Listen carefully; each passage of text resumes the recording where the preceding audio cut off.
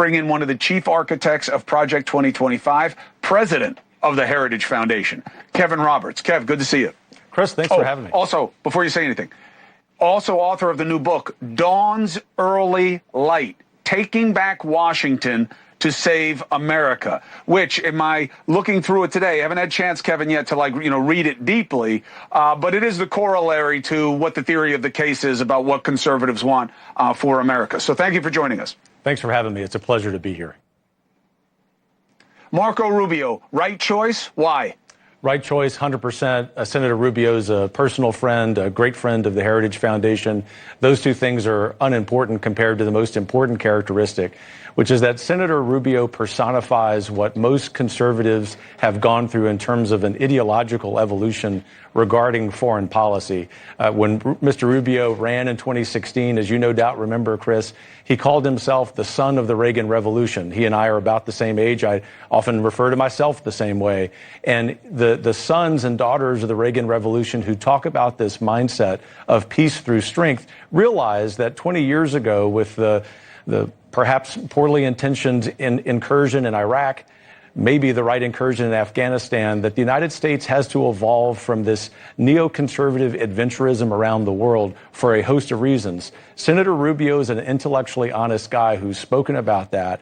And even in domestic policy, he's spoken about the importance of a proper economy, a free market economy flowing from a healthy society. All of that tells me he's a thoughtful guy. Even people who disagree with him know him to be intellectually honest, be a great colleague. I can't think of another man or woman who would better represent the United States now, all Americans, not just conservative Americans, than Marco Rubio.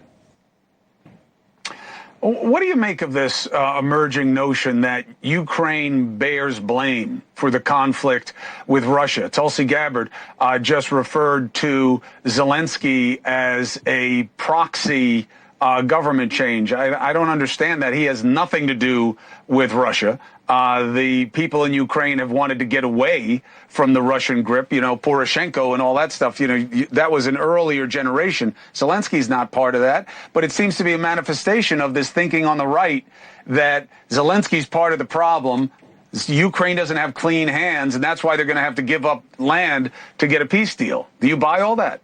Well, we have a different criticism of Mr. Zelensky in Ukraine at the Heritage Foundation, and it's this. You no doubt know that 2.5 years ago, we were the first major conservative public policy group, at least headquartered in Washington, D.C., to oppose military aid to Ukraine, not because their cause was unjust. We, of course, wanted then and we want now the Ukrainians to prevail because Putin is so evil, and this incursion into their sovereignty and territory, I think, speaks for itself. But the issue was that the United States had no grand strategy. The United States never really, beyond 4 hours and 41 minutes of debate on the House and Senate floors, talked about what the end strategy would be. That's much more about American process, Chris, than it is about the Ukrainians. But I do have to make this point, and I don't do so to be credulously critical of the Ukrainians who've been heroic.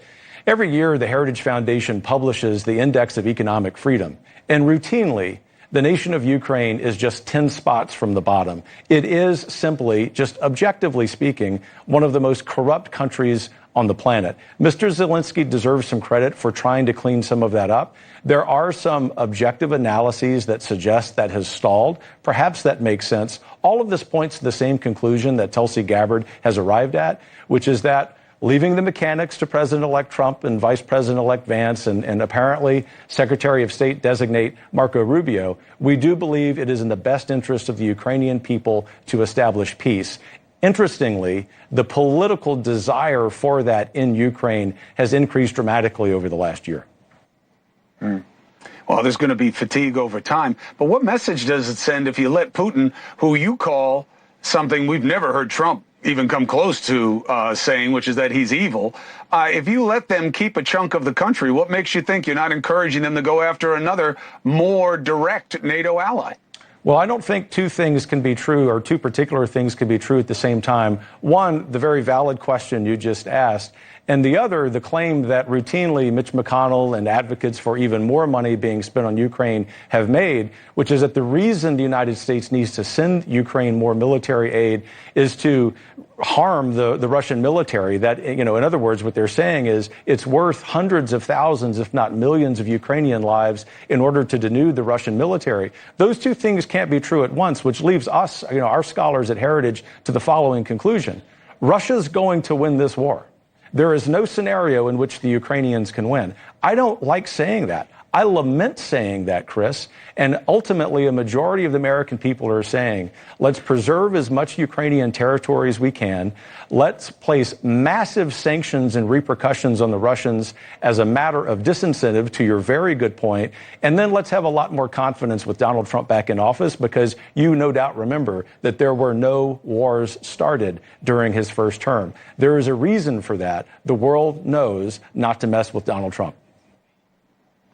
Yeah, I don't know. I don't know. I wrestle with it. You make a cogent case, Kevin. There's no question about that. But I have a correlation versus causation problem when it comes to Trump and what happened on his watch and what didn't. What was fomenting on his watch, what people were able to do because of our distracted focus and chasing our own tail. But we'll see how it plays out, and we'll see what Trump does, and I'm open on that.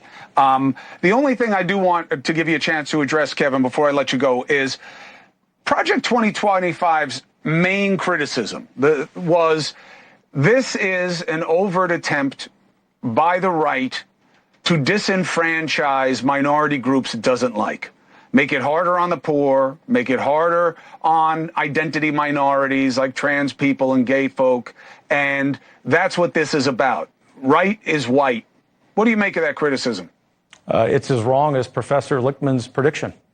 That is the rotten fruit of the mischaracterizations of the left, on which they spent probably 3 or 4 times what we spent on the entire project. The whole point of Project 2025 is something that we've been doing since 1980, Chris, and you know this well, and that is to offer a corrective to the Wilsonian LBJ administrative state that has ballooned, not just in terms of the number of employees and the amount of money, but most importantly, it has abrogated the self-governance of the American people because it was and is so over the target. Never done on this scale. It was a real threat to the radical left, which couldn't run on their policy record because it was destroying the American dream. You only catch flack if you're over the target, which is why we will always do this work. Kevin, open invitation. Now we're starting a new administration. I'd love to have you as part of this kind of, salon effective conversation we're going for here at NewsNation. Agree, great. Disagree, even better, but always with decency. I'll always allow you to make your points, and I appreciate your level of discourse. So you're always welcome here. I am very happy to do that. I admire the way you go about it, so anytime, sir. I may need you to make a call to future Secretary of State Rubio for me. He hates me. I'll talk to you soon, Kevin. Thank you very much.